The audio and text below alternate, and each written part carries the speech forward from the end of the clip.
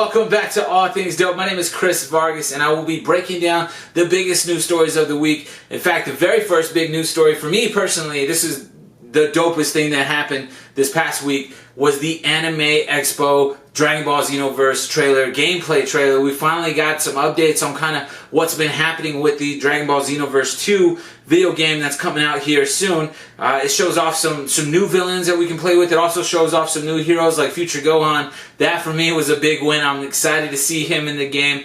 There's some other things happening in the trailer as far as like the hub where everybody meets up and you gear up. That's the other great thing about this game trailer. It shows off new gear that you can equip.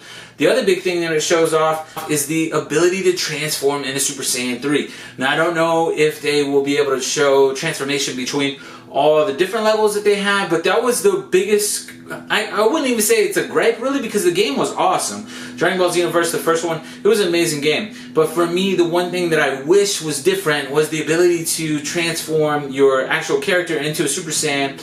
And what I mean by that is, in the first one, when you build your character, you have a certain hairstyle. Whenever that character goes into Super Saiyan mode, it just turns blonde.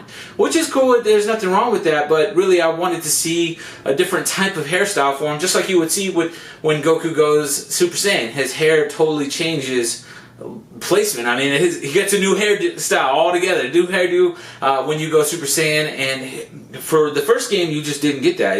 Your hair went blonde, and that's cool, right? But that kind of defeats the whole purpose of going Super Saiyan.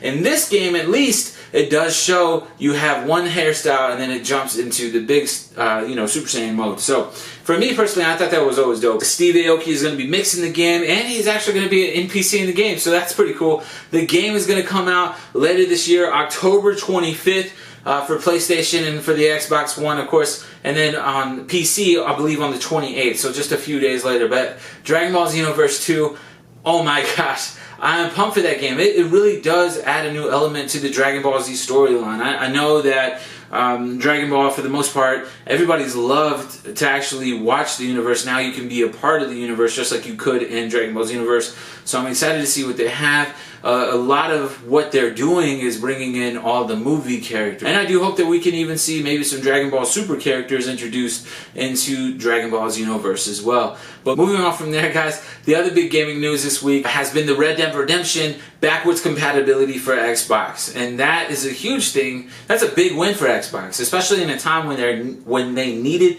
a win. Red Dead Redemption is right there giving it to them. I mean, and it doesn't matter what game mode you have it on. It doesn't matter if it's a standard, the Undead Nightmare, or just the Game of the Year version. Red Dead Redemption, if you've had it on the Xbox 360, you will now be available to play it on the Xbox One. So that is a huge win for Xbox, especially in a time where it demands it. I mean, Xbox has been getting destroyed by Sony as far as moving their games and everything like that, but that's slated to all change. I think the Xbox One S will change a lot of the world for Xbox. For me personally, it's looking better and better every day, especially because they have Red Dead Redemption right now on the Xbox store for like $7.50 if you're a Games Gold member.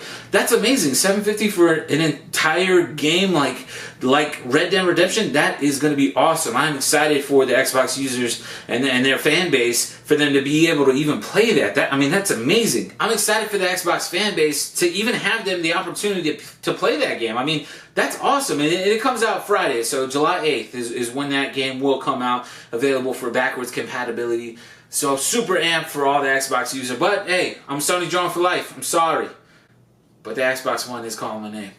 At least the slim version, the Xbox One S. Sony Drone for life. Speaking of things destroying other things, Battlefield 1, they have now officially put out some gameplay of their domination mode. I was watching their gameplay domination mode. I watched it actually on Facebook, and then I went to YouTube and watched the trailer. And just them playing the game, just regular guys in the alpha mode playing the game, and it looked really pretty. Granted, it was all on PC. So, again, still kind of... still leaves a bad taste in your mouth, because you know for a fact that it's not actually on a console. And that's the thing that's so troubling to me personally. It's like, bro, show us these games on consoles. I get that they're going to be PC players, but your main sell, your hard sell right now that you guys are pushing is all Xbox, and there's no Xbox gameplay? It's a bit ridiculous. Show us some actual gameplay from the consoles that the majority of your fan base is going to be playing out of. Everything that I saw, just from not only did it look beautiful, but it sounded amazing as well. When you hear the ka-chinks coming out of the bullets coming out of the shells, I mean, it sounds awesome. And the rifles, to be able to see that switch, that hand-to-hand switch, just like you would in World War I, man, that sounds amazing, dude. And I'm amped for this game. I'm pretty pumped for the game. I've never, ever once in my life bought a Battlefield game, but I am genuinely interested in buying this game just for that old world feel. And I know that Call of Duty Infinite Warfare is going to take us back to the Modern Warfare 3 era, but this Battlefield 1 takes us even further back, even further than anything that's been out there. And to be honest, I feel like Battlefield 1, they did what the Call of Duty fans wanted from Call of Duty. They went back to World at War, and they're calling it Battlefield 1, and they did it before Call of Duty could do it. And it looks like it's going to pay off huge for them. I don't even think that Call of Duty is ready for that butt kicking that Battlefield 1 is going to hand to them in October, in November. The whole holiday season, I think Battlefield 1, I think the sales are going to dominate on that side just because of the fact that they are giving the Call of Duty fans what they wanted, a real world feel. And that's what this does. It doesn't get any more real than World War I, but who knows? I mean, seriously, who knows what the future holds for us? I mean, Infinite Warfare, I saw some gameplay trailer. I saw some gameplay of that, and it looks cool because you're in the ship, you're flying around and all that stuff, but it also looks like it could be on a rail system where the ship is just locked and you're just kind of flying wherever the ship's flying you. You're not really in control. You may be in control of the guns. You can shoot this way, you can shoot that way, but ultimately, it didn't look like to me that the ship was moving on your own volition. Otherwise, I think he would have probably veered off. I could be completely wrong. I'm going into an Infinite Warfare rant, but it's just because I wanted so much more for that game, and Battlefield is going to get my money. Hands down, Battlefield's getting my money before Call of Duty's getting my money, just because it looks so much better, man. It's a different element to the game. I mean, I plan on buying Titanfall, I plan on buying Battlefield 1, but to be honest, I don't know that I'll buy Call of Duty Infinite Warfare. There's so much that's going to be happening in the October months. I mean, I already got to pick up Dragonball Xenoverse 2. That is a for sure buy for me. The other first-person shooters, those will all depend on the beta. I mean, who knows how the gameplay is going to be. If the gameplay mechanics in Battlefield 1 aren't anything like they were in Battlefield Hardline, that's a no. That's a heck no. I can't do it, man. The Battlefield Hardline was so terrible, but those initial gameplay trailers, man, they looked awesome. So we'll see if the same thing happens for Battlefield 1. I really hope that it doesn't happen that way, but if it does, man, they fooled us all. But in other news, and this doesn't really concern video games, it doesn't concern movies, but it does concern TV. We are now officially in the golden age of TV. In fact, I would say for the last maybe 2 or 3 years, we've been in this golden age of TV where everything that's been out on TV, for the most part, has been amazing. I mean, even shows that I didn't even think that I would really like Supergirl, for instance. I did not expect myself to like Supergirl. I gave it a shot. My buddy Justin told me, hey man, give it a try. It starts slow, it's a slow burn, it builds up. And I was like, okay, I'm going to give it a shot. We'll see what's up. It's on Mondays. There's not really anything on Mondays showing anymore because the football season's not there. So let's go ahead and watch it. So I started watching it, and sure enough, it was a slow build, man. It really did become something that I looked forward to every single week. And now Netflix and CW have struck a deal that it's pretty amazing for anybody who's not catching up on a week-to-week basis. 8 days after the season finale, you will now officially be able to watch it on Netflix. And man, that's awesome. That really is awesome, because I know a lot of times some people want to jump into, watching Arrow, watching The Flash, watching even Supergirl, but they are afraid to do so because they've missed out on so much. I mean, I think these shows are going for like 22, 23 episodes, and, if you first heard about it around episode 16, you're just kind of like, I might as well just wait till it's over and then just, catch it up on Netflix. And that's essentially what Netflix has seen. We've seen, the numbers. They have the numbers that once they are available, people love watching that stuff. And so to be able to strike a deal with CW that says, hey, look, we got to get this done, man, that's awesome. So I'm excited for everyone in the CW world and the Netflix world, because that means that there are going to be more and more of these great television shows available for everybody. And if you haven't been keeping up, man, The Flash, oh my gosh, has been amazing. In fact, this past season, really and this is kind of a spoiler alert, so if you have not been up on game with The Flash, then please, right here is where the video ends for you. Thank you so much for watching.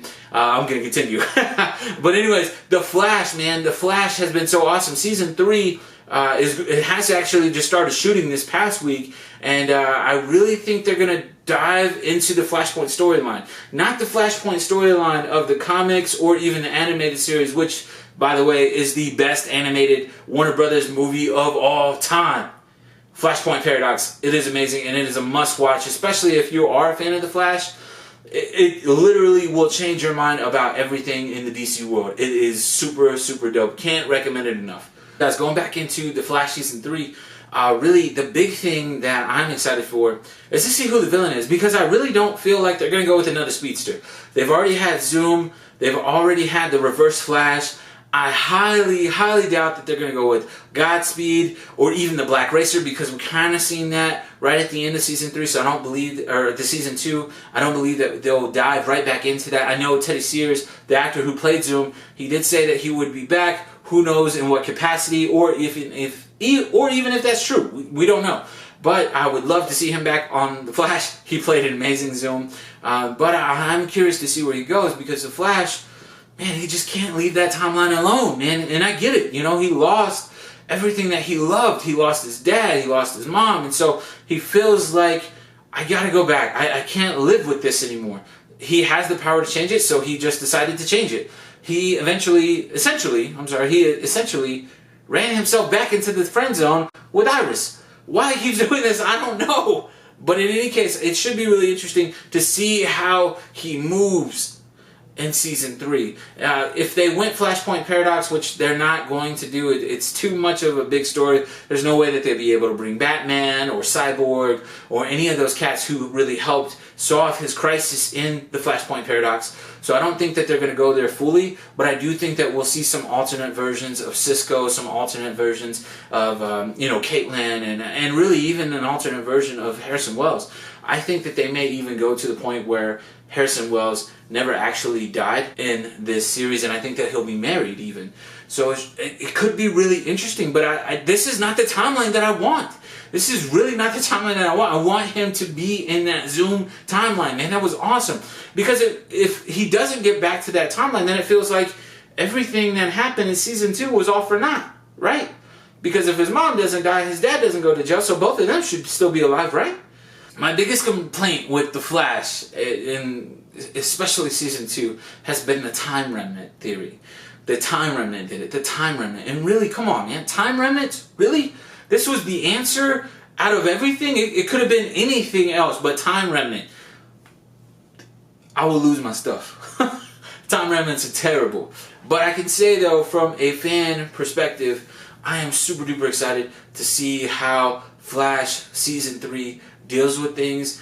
But to be honest, if we don't get back to the original timeline, which isn't even the original timeline, but just the Season 2 timeline, I'm going to be kind of disappointed. I mean, there was so much better there, but I guess the same could be said about Season 1. Season 1, things were so much better in that universe. You know, so it's a really kind of a crazy situation that the Flash is in, because now, you know, how does Arrow deal with it? How does Legends of Tomorrow deal with it? How does Supergirl deal with it? How are they going to be able to bring her in the universe?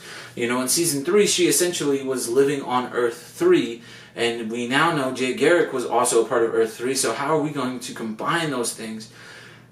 You could go on and on forever. I know that I talk a lot about The Flash, you know, with some coworkers and everything like that. We have an amazing time talking about that, but every theory that we've put out has been wrong. So, as the same with the rest of The Flash, I'm sure whatever amazing theory we all have, you and I have, unfortunately will be untrue, and that sucks. Because The Flash is hands down one of the best TV shows. If you're not watching The Flash, watch The Flash. You will not be disappointed at all. But anyways, guys, thank you so much for checking out this week's All Things Dope. Definitely would not be able to do it without you guys. Thank you so much for tuning in.